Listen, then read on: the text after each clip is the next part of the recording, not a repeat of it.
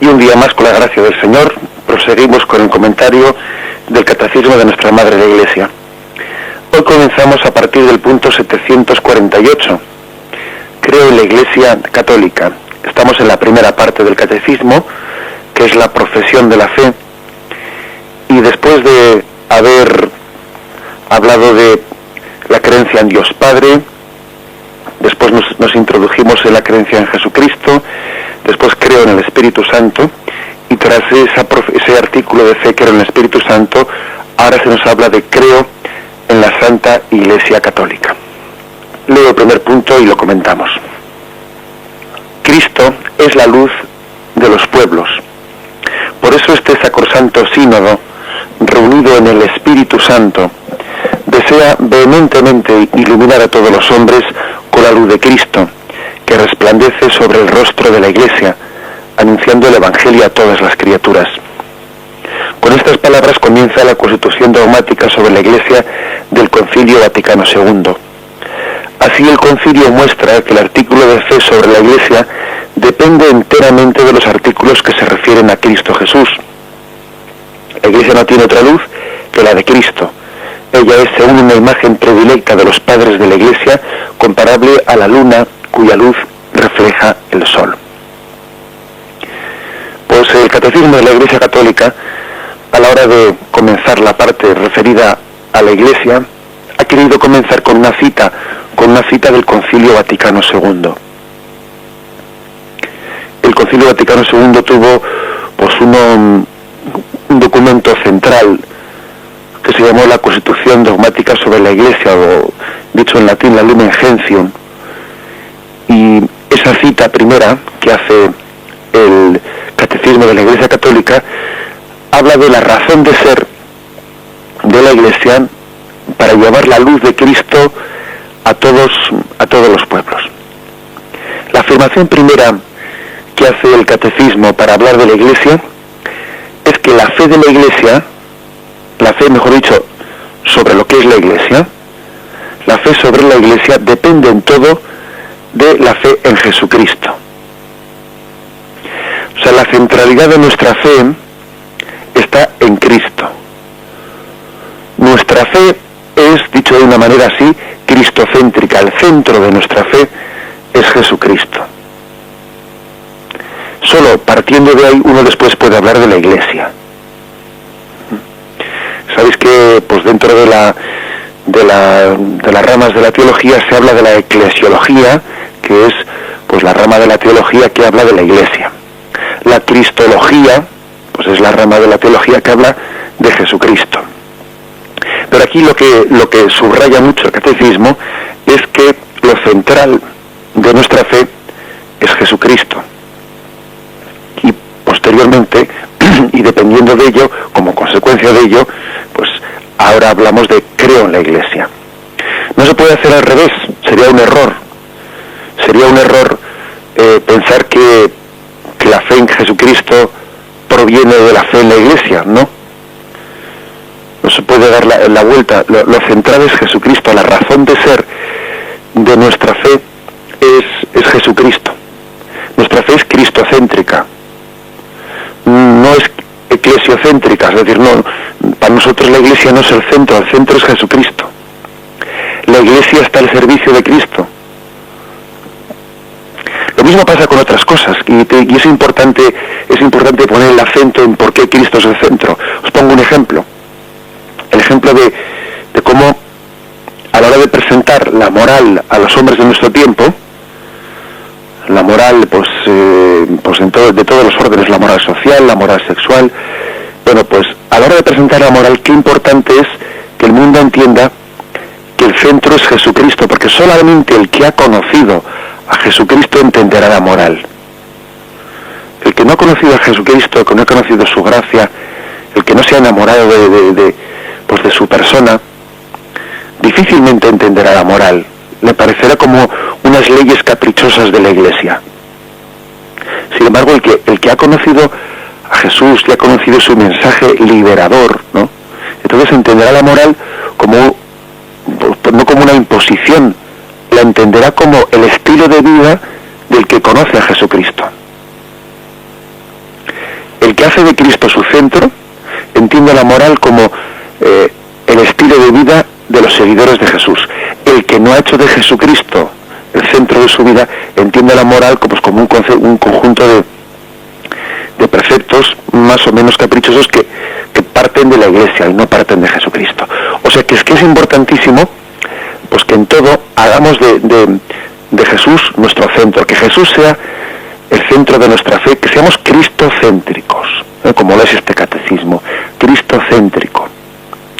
Y esto primero lo afirma el catecismo a la hora de hablar de la Iglesia, y dice así, pues que el concilio muestra que el artículo de la fe sobre la Iglesia depende enteramente de los artículos que se refieren a Cristo Jesús.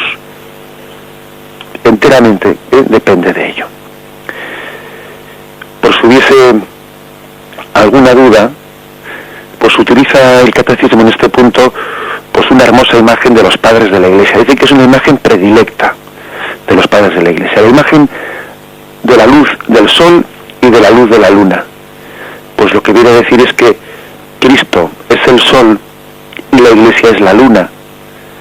El sol brilla con luz propia, la luna no brilla con luz propia, brilla con luz reflejada. Cristo brilla con luz propia, la Iglesia no brilla con luz propia. La Iglesia brilla con luz reflejada. La Iglesia es brillante pues en la medida en que permite que la luz de Cristo se refleje en ella. De lo contrario no es brillante, porque por sí misma no da luz la Iglesia. Esta es una hermosa imagen, que es bueno que la meditemos. También a veces se ha aplicado a María, porque también María es imagen de la Iglesia, ¿no? Madre de la Iglesia. María es la luna, Cristo es el sol. Es muy frecuente que las imágenes que se dicen de la Iglesia se puedan decir también de María, porque María ayuda a entender lo que es la Iglesia. Es una gran ayuda para entender lo que es la Iglesia, la imagen de María. Si Cristo es el sol, María es la luna. Hay veces que estamos en penumbra, hay veces que no vemos la luz del sol, que caminamos a oscuras, y entonces la luna a veces nos ayuda a entender de que existe el sol. ¿A cuántas personas María les ha ayudado a entender que existe Dios, que existe Cristo? Al entender que esa luz era hermosa y al acercarse a ella han descubierto que esa luz no era propia, sino que era reflejo de la luz del sol. Eso que ocurre con María ocurre con la Iglesia. Muchas personas al acercarse a la luz, a ese reflejo de luz que hay en la Iglesia, han descubierto la luz fuente, que era el sol. Aquello no era más que la luz que habían encontrado en la Iglesia, no era más que un reflejo. Personas que se han acercado porque han visto buenos testimonios, personas que se han acercado porque han visto cosas hermosas. Han dicho, voy a llevar aquí a mis hijos a que les den una buena educación en la parroquia, en la iglesia, porque tal y como están las cosas en la calle, pues yo quiero que esa luz que yo veo, ¿no? Pues en la parroquia, en la iglesia, la tengan mis hijos. Y al acercarse, si se acercan debidamente, ¿no? Se dan cuenta que lo importante, que eso que han descubierto en la parroquia no era más que un reflejo de la luz del sol, que era la de Cristo. La luz de la iglesia no brilla con luz propia, es una luz reflejada. Esa luz fuente pues es la luz propia de Jesucristo, que brilla con esa santidad propia que solamente Dios tiene. También por ello a veces se ha echado mano de otras imágenes, ¿no? Una de ellas, hermosa, porque también no todavía hace muchos programas, hablábamos de la figura de Juan Bautista. Juan Bautista es aquel que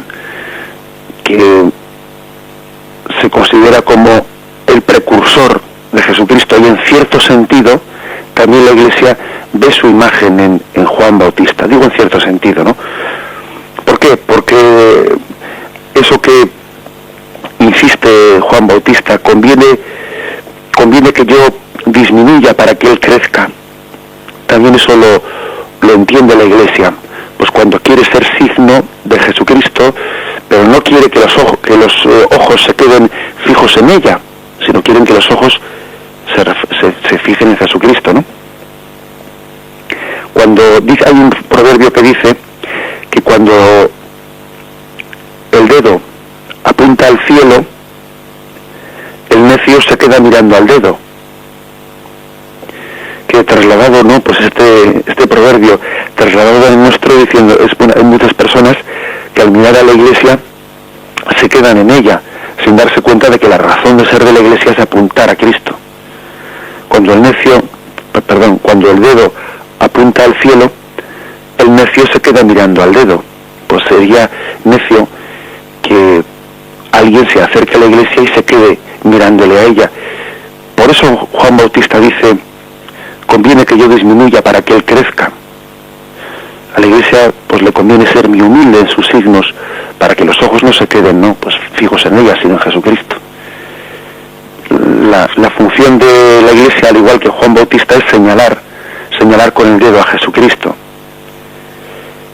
La función de la iglesia, al igual que Juan Bautista, pues es ser consciente de que ella es la voz, pero la palabra es Cristo.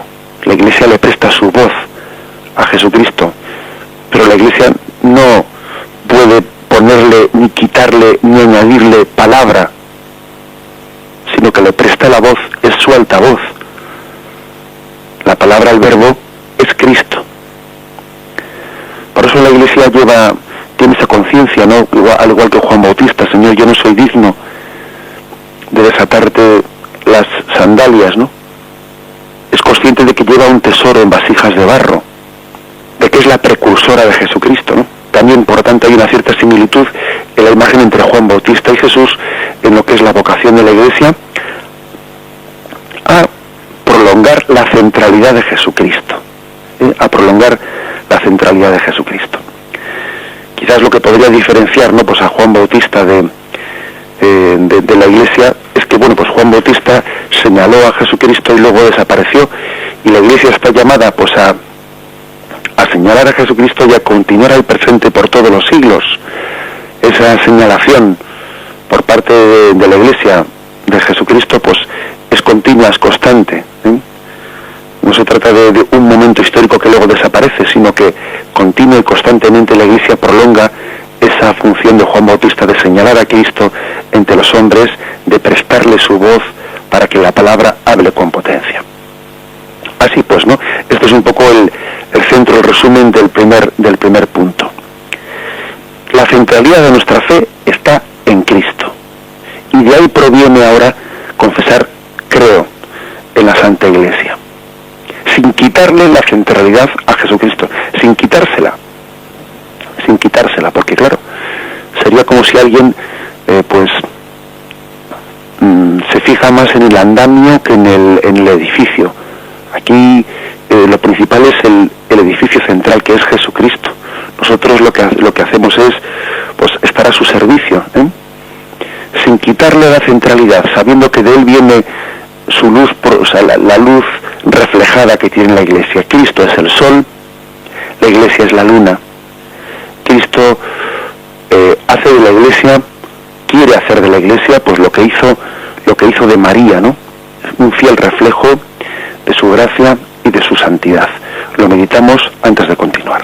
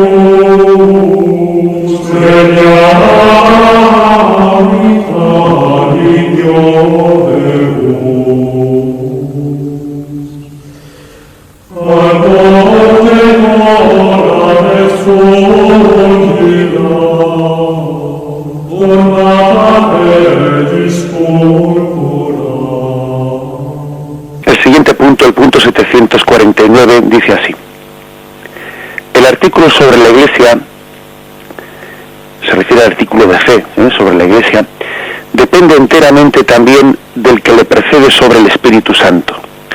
En efecto, después de haber mostrado que el Espíritu es la fuente y el dador de toda santidad, confesamos ahora que es Él quien ha dotado de santidad a la Iglesia. La Iglesia, según la expresión de los padres, es el lugar donde florece el Espíritu. O sea que en el punto anterior decía que el artículo de fe sobre la Iglesia depende enteramente de lo que se refiere a Jesucristo. Y ahora dice, el artículo de fe sobre la Iglesia depende enteramente de lo que se ha dicho antes sobre el Espíritu Santo. Es remarcar lo mismo, pero en clave del Espíritu Santo. Es volver a remarcar que la Iglesia no tiene esa luz propia, sino que la tiene reflejada de Cristo. La Iglesia no tiene santidad propia, sino que la tiene recibida de Jesucristo. El Espíritu Santo es fuente y dador de santidad. Por eso la Iglesia nos atrevemos a decir que es santa y santificadora. ¿Cómo santifica si no es porque ella ha sido santificada? La Iglesia no es la fuente de la santidad, en absoluto. La Iglesia ha recibido del Espíritu Santo la santidad y la capacidad de santificar. E incluso, pues hay que decir que algunas personas han querido como escandalizarse, ¿no? Habrá tiempo de hablar de esto, ¿no? Habrá tiempo de hablar en qué sentido decimos que la Iglesia es santa. Algunos se escandalizan de ello, porque incluso buscan algún texto en el Evangelio en el que se dice: y no llaméis santo a nadie en la tierra, porque solamente hay un santo que es Dios nuestro Padre, ¿no? Solamente es santo el Padre, el Hijo y el Espíritu Santo. Bien, pero yo creo que es entender esa expresión pues de una manera reduccionista, porque el pecado no consiste tanto en llamar santo a algo de la tierra, sino en olvidarnos que aquí es santo todo lo que Dios ha santificado, y que nada es santo por sí mismo. Ninguno de nosotros somos capaces de santificarnos si no somos santificados por Dios. Dios es tan santo que difunde santidad. Por lo tanto, sería un error pues pensar que para subrayar la santidad de Dios pues no hay que reconocer o hay que dejar en la penumbra todas las obras santas que Dios ha hecho a su alrededor. Pues para subrayar la santidad en una familia de un padre y una madre, una forma hermosa de subrayarla es ver cómo han sembrado esa santidad en sus hijos, y cómo los hijos son reflejo de las virtudes que los padres les han dado, ¿no? Pues algo así ocurre con la santidad de la Iglesia.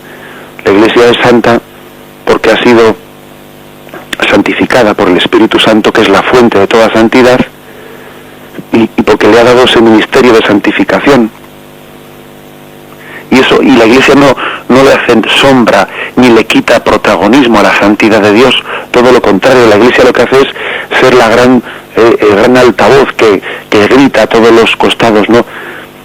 Santo, santo es el Señor nuestro Dios, fuente de santidad. Pues la Iglesia no está llamada a hacerle competencia a la santidad de Dios por Dios, todo lo contrario. es una santidad recibida. Igual que antes decíamos que es una luz reflejada, pues aquí hay que decir, es una santidad recibida. Recibida y llamada a transmitir, nada más. Por eso dice una hermosa expresión de San Hipólito, igual que el punto anterior del catecismo utilizaba la imagen de que Cristo es el sol y la iglesia es la luna, aquí utiliza otra hermosa imagen. La iglesia es el lugar donde florece el espíritu. La iglesia, pues, San Hipólito pone aquí, es como un jardín donde florece el espíritu. Un jardín evocando también, pues, la imagen del jardín del Edén, en el paraíso terrenal. Un pequeño paraíso donde florece el espíritu. Os decía antes que ayuda mucho a entender lo que es la iglesia, la imagen de María, que la iglesia tiene en María la imagen más acabada, la imagen más perfecta, ¿no?, de lo que está llamado a ser la iglesia. Pues fijaros, la Virgen, en esa advocación del Carmelo, de la cual tantos oyentes somos devotos, ¿no? Pues la palabra, la traducción de la palabra Carmelo es precisamente jardín, un jardín floreciente. Eso es lo que es María, un jardín floreciente en el que Dios ha sembrado las flores más hermosas de la santidad. Un jardín floreciente en el que el Espíritu Santo se complace, ¿no?, en difundir el olor de santidad. Eso es lo que es el ser de la iglesia. Es, como dice San Hipólito, donde florece el espíritu. Y en ese jardín, pues en el que Dios ha hecho florecer el espíritu, en ese pequeño paraíso, ¿no?, que es como un paraíso aquí en la tierra y está llamado a florecer en la Jerusalén celestial, en el cielo, pues por ese jardín uno ve muchas flores, ve las flores de los mártires, de los santos, de las vírgenes, de las familias santas, de tantas personas humildes que han entregado su vida y la han desgastado por Dios. Ese es el jardín en el que el Espíritu Santo ha hecho florecer tantas vocaciones, ¿no?, y de una manera tan hermosa. Así pues, estamos llamados a que cuando uno ve en la iglesia cosas buenas, lo que tiene que decir, lo que tiene que brotar de su corazón es gloria a Dios. Gloria a Dios por esta persona que he conocido. Gloria a Dios, pues, por ese sacerdote sacrificado en sus pueblos pequeños, por ahí perdidos, ¿no? Gloria a Dios por ese enfermo que se entrega y se consagra en sus sufrimientos de una manera gozosa, se entrega a Dios, ¿no?, por el fruto del apostolado de la iglesia, por la conversión de tantas personas alejadas. Gloria a Dios. Glorificamos a Dios por la santidad que ha hecho florecer en este jardín. La iglesia es el jardín donde florece el espíritu. Que hay también cardos, que hay también zarzas, que hay también abrojos, ya lo sabemos. Jesús nos ha dicho que no nos dediquemos a arrancarlos. No vaya a ser que arranquemos también las flores. Jesús nos ha dicho eso, déjamelo para mí. Esa tarea es mía. Tú no te dediques a distinguir entre flor y zarza, no vaya a ser que te pinches.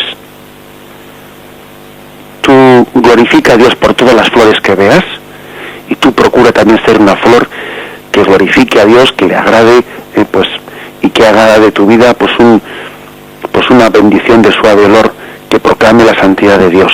Que quienes te vean glorifiquen a Dios, ¿no?, y vean en ti un reflejo de su santidad. Por lo tanto, este punto del catecismo nos dice, esto que es la iglesia, este artículo de fe que es la iglesia, depende en todo, procede en todo de lo que antes hemos hablado sobre el Espíritu Santo.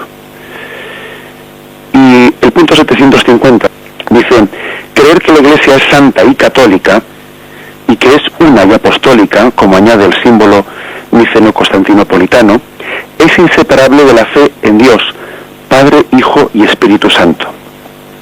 En el símbolo de los apóstoles hacemos profesión de creer que existe una iglesia santa, y no de creer en la iglesia para no confundir a Dios con sus obras y para atribuir claramente a la bondad de Dios todos los dones que ha puesto en su iglesia.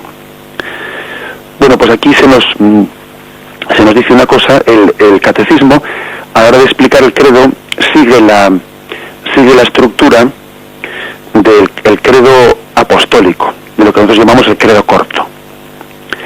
Aunque luego también nos va recordando que el credo que llamamos largo, que es el credo niceno o niceno-constantinopolitano, pues tiene ese nombre tan complicado, pues del concilio de Nicea y del concilio de Constantinopla, ¿no? Pero digamos que el catecismo sigue la estructura del credo corto, del credo apostólico. Y cuando el credo niceno, el credo largo, le añade algo, bueno, pues nos lo dice más o menos. Entonces, ¿qué viene a decir este punto? Pues que el credo corto, el credo apostólico, dice de la Iglesia, creo en la Iglesia Santa Católica. Y es el credo niceno el que le añade que es una y es apostólica. O sea que sabéis que el credo niceno se desarrolló más que el credo apostólico, que el credo corto, pues en la medida en que la Iglesia tenía que ir dando respuesta a las herejías que iban surgiendo en su tiempo, ¿no? Por eso esa explicitación mayor del credo niceno, del credo largo, tiene como razón de ser dar respuesta a las herejías de su tiempo. Pero entre uno y otro, entre el credo apostólico y el credo niceno, salen estas notas de la Iglesia: Santa, Católica, una y apostólica. En este punto esto es lo principal, en 750 es lo principal que se nos subraya, pues volviendo a insistírsenos en que no hay que confundir a Dios con sus obras, y que hay que atribuirle a Dios la bondad de los dones que Él ha puesto en su Iglesia. Necio sería quien al ver una obra no pensase pues en el autor de la obra, y necio sería quien al ver la Iglesia pues se olvidase de su Señor, de aquel que la engendró, aquel que la convocó. El punto 751 del Catecismo dice así: los nombres y las imágenes de la Iglesia. La palabra Iglesia, eclesia, del griego ekkalein, llamar fuera, significa convocación. Designa asambleas del pueblo, en general de carácter religioso. Es el término frecuentemente utilizado en el texto griego del Antiguo Testamento para designar la asamblea del pueblo elegido en la presencia de Dios, sobre todo cuando se trata de la asamblea del Sinaí, en donde Israel recibió la ley y fue constituido por Dios como su pueblo santo. Dándose a sí misma el nombre de Iglesia, la primera comunidad de los que creían en Cristo se reconoce heredera de aquella asamblea. En ella Dios convoca a su pueblo desde todos los confines de la tierra. El término Kyriake, del que se deriva las palabras church en inglés y Kirche en alemán, significa la que pertenece al Señor. Pero aquí el catecismo hace como una pequeña etimología de la palabra Iglesia. A veces conocer el origen de las palabras, conocer de dónde provienen, qué significan en su raíz latina, en su raíz griega, lo que fuere, pues ayuda mucho a comprender mejor el sentido.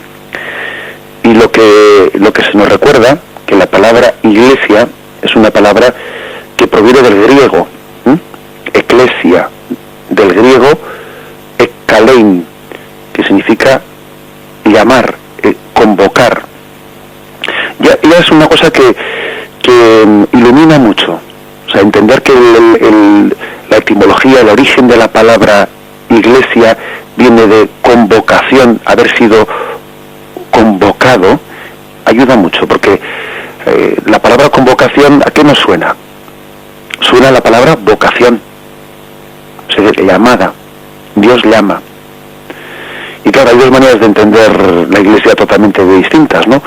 Una es como una iniciativa de los hombres en plan asambleario, que dicen vamos a organizarnos, vamos a reunirnos, ¿no? Vamos a constituirnos en sociedad. Y otra cosa totalmente distinta es entender la Iglesia como una llamada, o sea, como alguien que ha sido llamado por Jesucristo. Tan distinto es una cosa de la otra como si un sacerdote entendiese que él es sacerdote pues porque él lo ha elegido y ha partido de él, y él ha optado por esa vocación, en vez de entender que él es sacerdote porque Cristo ha puesto sus ojos en él y le ha llamado, ha pronunciado su nombre, y él le ha respondido ciertamente, le ha dicho que sí, pero la respuesta al sacerdocio es la respuesta a una llamada, ¿no? Bueno, pues lo mismo pasa en la Iglesia, exactamente lo mismo. O sea, nadie es miembro de la Iglesia si no ha sido llamado. Esto es una vocación, es una vocación, y a veces, pues digamos, hasta en la propia etimología no está eso escrito, y a veces pues uno se queda hablando de la Iglesia o viéndola o percibiéndola pues como una comunidad que uno piensa que está ideada por los hombres, totalmente al servicio de un sistema un poco de organización humana asambleario, o con distintas formas de organización. Eso es lo primero que dice. Y curiosamente añade una cosa más, que la forma en la que se ha traducido en el inglés y en el alemán le da un carácter nuevo, del término kyriake traducido del inglés y al alemán, y dice que en inglés y en alemán el significado que adquiere esta palabra es la que pertenece al Señor. También una bonita etimología en inglés y en alemán, la que pertenece al Señor. La Iglesia pues no tiene pertenencia propia, no se posee, sino que tiene en el Señor pues su dueño, pertenecemos a él. Este punto del catecismo añade otra cosa más. Añade que la Iglesia se reconoce como heredera de la Asamblea de Israel, o sea, del pueblo convocado por Yahvé en el monte Sinaí. Allí el monte Sinaí nos remite el catecismo al capítulo 19 del libro del Éxodo. Voy a leer por lo menos a unos de los versículos para que veamos cómo nosotros nos consideramos como herederos de este pueblo que fue aquí convocado pues en el Sinaí. Capítulo 19 del libro del Éxodo. Al tercer mes, después de la salida de Egipto, ese mismo día llegaron los hijos de Israel al desierto de Sinaí. Partieron de Refidim y al llegar al desierto de Sinaí acamparon en el desierto. Allí acampó Israel frente al monte. Moisés subió hacia Dios. Yahvé le llamó desde el monte y le dijo: así dirás a la casa de Jacob, y esto anunciarás a los hijos de Israel: ya habéis visto lo que he hecho con los egipcios, y cómo a vosotros os he llevado sobre alas de águila, y os he traído a mí. Ahora pues, si de veras escucháis mi voz y guardáis mi alianza, vosotros seréis mi propiedad personal entre todos los pueblos, porque mía es toda la tierra. Seréis para mí un reino de sacerdotes, una nación santa. Estas son las palabras que has de decir a los hijos de Israel. Fue pues Moisés y convocó a los ancianos del pueblo y les expuso todas estas palabras que Yahvé le había mandado. Todo el pueblo a una respondió diciendo: haremos todo cuanto ha dicho Yahvé. Y Moisés llevó a Yahvé la respuesta del pueblo. Y ahora hay aquí, por lo tanto, una convocación. Yahvé ha formado el pueblo, ha hecho pueblo, ¿no? Y lo ha hecho pues acompañándole. Cuando uno ha pasado por situaciones duras, difíciles, pues ha ido formando familia. Y esa liberación de Egipto, todo aquello que había ocurrido, formaba parte de una pedagogía de Dios para ir creando conciencia de pueblo, conciencia de sí, porque cada uno estaba en Egipto disperso, o sea, es decir, seamos conscientes de que el pueblo israelita vivía en Egipto, pero vivía cada uno esclavo en una casa distinta, y entre ellos no tenían mucha capacidad de verse ni de conocerse, y por lo tanto entre ellos no había conciencia de ser un pueblo. Y toda esa historia de liberación tiene también una pedagogía para ir formando un pueblo. Por eso dice: os he llevado sobre alas de águila y os he traído aquí. O sea, el Señor ha ido llevándonos, nos ha ido convocando, nos ha ido llevando pues como el águila nos lleva bajo sus alas, ¿no? Protegidos bajo sus alas, sobre sus alas también somos llevados. Y va formando una conciencia de pueblo. Dice, seréis mi propiedad personal. Por eso hemos dicho que antes, que en inglés y en alemán, iglesia significa la que pertenece al Señor, la que es propiedad del Señor. O sea, es decir, que Israel fue un pueblo hecho por Dios. Dios fue haciéndose ese pueblo, como quien va amasando un pan en el horno. Fue creando conciencia de pueblo, conciencia de iglesia, conciencia de asamblea. Bien, pues la iglesia primitiva, la primera iglesia cristiana, ella entendió que Jesús le llamaba a ser la continuadora de aquella asamblea que había sido convocada por Yahvé en el monte Sinaí. Os he sacado de Egipto, os he traído aquí para que seáis mi pueblo, para que esta asamblea aquí reunida sea de mi propiedad. Somos, por lo tanto, llamados, somos convocados, somos vocacionados, y ser miembro de la iglesia, antes de ser una elección de nadie, es una llamada de Dios. Es una llamada de Dios. Antes de ser elección tuya propia, es Dios el que te ha llamado. Bueno, hay personas adultas que se convierten, ¿no? Y piden su ingreso en la iglesia, pero Dios les ha llamado antes de que ellos hayan respondido. Y la prueba es que la mayoría de nosotros pues habremos ingresado en la iglesia pues cuando éramos inconscientes y cuando éramos niños y recibimos el bautismo. Todavía ahí se remarca más que no sois vosotros los que me habéis elegido a mí, sino que soy yo el que os he elegido a vosotros. Que la iglesia es una convocación, una llamada de Dios a formar ese pueblo. El siguiente punto, el punto 752, si terminamos con él, pues continúa diciendo que la palabra iglesia designa, en algunos textos del Evangelio, designa la asamblea litúrgica. Entonces, pues por ejemplo, 1 Corintios 11, pues ante todo oigo que al reuniros en la asamblea hay divisiones, etcétera, y ahí habla de la asamblea de la iglesia como asamblea litúrgica. Otras veces se habla de la iglesia como comunidad local. Por ejemplo, a la iglesia de Corinto, pues habla de la iglesia concreta de Corinto. Otras veces se habla de la comunidad universal de creyentes. Por ejemplo, el texto de 1 Corintios 15:9, pues yo soy el último de los apóstoles, indigno del nombre del apóstol por haber perseguido a la iglesia de Dios. Entonces aquí no habla de la iglesia como local, sino iglesia como universal.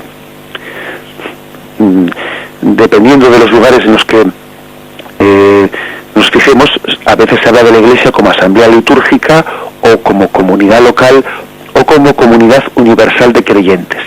Pero, dice este punto, estas tres significaciones son inseparables de hecho.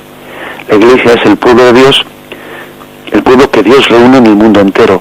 La iglesia de Dios existe en las comunidades locales y se realiza como asamblea litúrgica, sobre todo eucarística. La iglesia vive de la palabra y del cuerpo de Cristo, y de esta manera viene a ser ella misma cuerpo de Cristo. Bien, dejamos aquí la explicación de hoy del Catecismo de nuestra Madre la Iglesia. Si Dios quiere, continuaremos a partir del punto 753. Vamos ahora a dar paso a la intervención de los oyentes. Podéis llamar haciendo vuestras preguntas o vuestras aportaciones, llamando al teléfono 917 107 700, 917 107 700.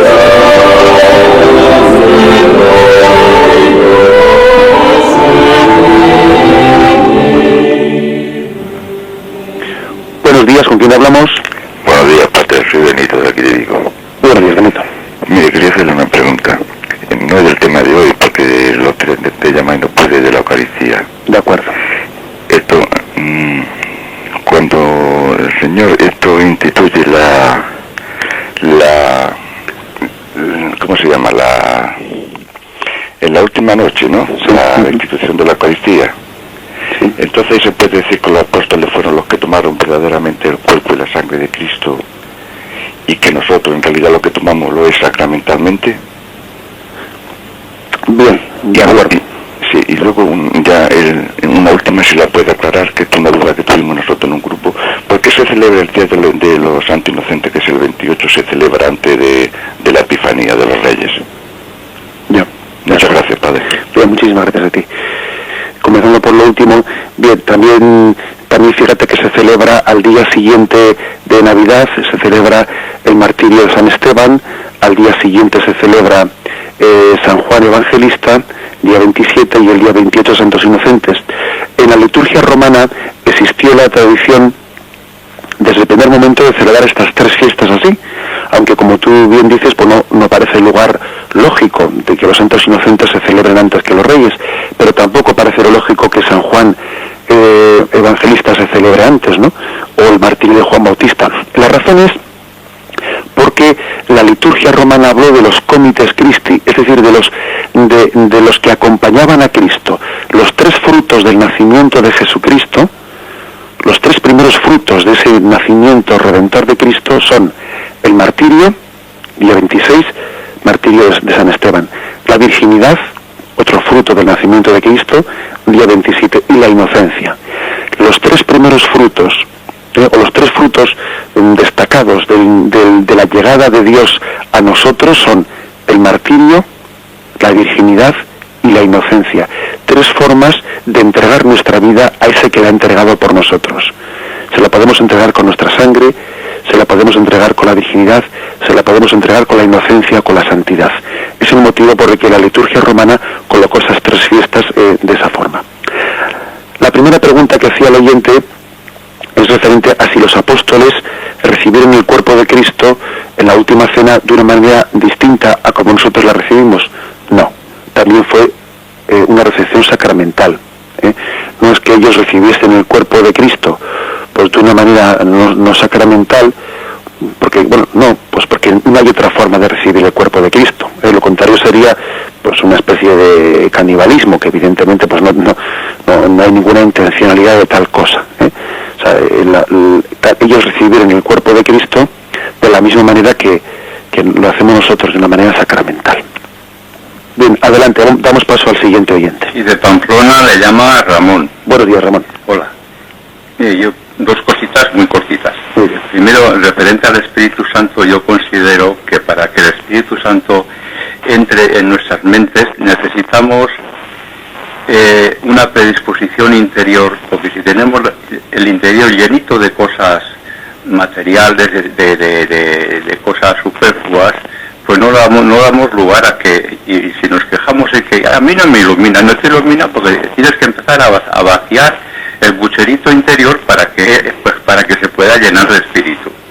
Y luego otra cosa que seguramente usted habrá dicho en alguna ocasión, me queda, pero no le he oído, referido a las personas que fallecían antes de la crucifixión del Señor, de las que morían en el Antiguo Testamento, que estaban en espera, en el seno de Abraham, o llámese como fuere, en espera de la llegada de Jesús y de por medio de su cruz, la redención de la humanidad. Y cuando llegó la crucifixión, entonces es cuando les llegó a ellas la gloria. Y ahora la pregunta es esta: a partir de la cruz de la crucifixión de Jesús en adelante, a los que estamos ahora, los justos que fallecen ahora, ¿tienen que esperar a algo o irían directamente ya al Señor? ¿Me explico? Sí, de acuerdo. Yo creo que ya está eso claro. Le respondo por la radio si le parece. Sí. Bien, hombre, yo creo que, empezando por la última pregunta, que creo que es la que se responde más fácil, pues basta recordar pues la palabra que le dice Jesús al buen ladrón: hoy mismo estarás conmigo en el paraíso. O sea, es decir, nosotros después de la muerte y resurrección de Cristo, después de su ascensión, del envío del Espíritu Santo, la gloria, la invitación a entrar en la Jerusalén celestial, pues está ya absolutamente presente. En cualquiera de nosotros podemos ya tuviésemos esa capacidad de que el mismo momento de nuestra muerte entrásemos la gloria. Otra cosa es que necesitemos una purificación previa al purgatorio o no, pero eso ya no es porque Dios no nos invite a entrar directamente en su gloria, sino porque tengamos la debida capacidad y preparación para ello. Bien, pero con respecto a la primera indicación que ha hecho, pues creo que es muy importante, es decir, el Espíritu Santo se nos da pues en la medida en que también que tengamos una disposición de recibirle. Yo pondría el ejemplo de una esponja. Una esponja, para empaparse de agua cristalina, primeramente hay que exprimirla, y el agua sucia que tiene, pues vaciarla, secar la esponja. Si uno no seca la esponja del agua sucia, no va a poder empaparse del agua limpia. Es decir, llenarnos del Espíritu Santo supone una purificación. Una purificación. No podemos llegar a la mística sin la ascética, dicho de otra forma. En la teología espiritual se habla de mística y de ascética, y la mística pues es el don del Espíritu que nos conforma a Dios, pero la ascética es la purificación necesaria, es exprimir la esponja para que después pueda llenarse de agua cristalina. Algunos, no sé, pues parece que no les gustaría llegar a la mística sin pasar por la ascética, y eso no es posible. Tampoco quiere decir eso que la mística no comience hasta que no termine la ascética. Tampoco es verdad, porque la mística comienza desde el primer momento. De hecho, cuando un niño es bautizado y es hecho hijo de Dios, eso es místico más que ascético. O sea, la mística comienza desde los primeros momentos, pero también en el crecimiento de la vida espiritual es necesario escurrir la esponja del agua sucia para que luego pueda llenarse del agua limpia. De lo contrario, pues es pretender que el Espíritu Santo haga una especie de labor de santificación sin contar con nuestro concurso. Nuestra tarea de colaboración, que está inspirada por él también, pues en la tarea de la santificación. Solo así, solo haciendo esa labor de purificación interior, uno será capaz de discernir la voluntad de Dios, será capaz de discernir qué es lo que quiere Dios de mí. Porque si no es capaz de escurrir bien esa esponja, uno no sabrá nunca qué es la voluntad de Dios y qué son mis ocurrencias personales. Y buscará la voluntad de Dios y la confundirá con lo que a él le apetece. Dirá, la voluntad de Dios es esto. No, eso es tu apetencia. Lo que pasa es que tú confundes voluntad de Dios con voluntad propia. ¿Por qué? Porque no has escurrido la esponja. Y como no la has escurrido, tienes mezclada el agua cristalina de tu agua sucia, ¿no? O sea que discernir la voluntad de Dios y dejar que el Espíritu Santo nos ilumine, eso, pues claro, supone una purificación para que luego podamos discernir bien, para que las inspiraciones del Espíritu Santo no las confundamos con las ocurrencias propias o con las ganas personales de salirnos con la nuestra, que a veces le podemos hacer decir a Dios lo que a mí me apetece. ¿Por qué? Porque no me he purificado, porque esa esponja no la he exprimido previamente para que luego se llene de la gracia. Bien, creo que esto que dice el oyente pues es importante. Bien, nos hemos adentrado, ya hemos pasado el tiempo. Damos gracias al Señor pues por este comentario del Catecismo de nuestra Madre la Iglesia. Continuaremos, si Dios quiere, mañana pues con el siguiente punto. Alabado sea Jesucristo.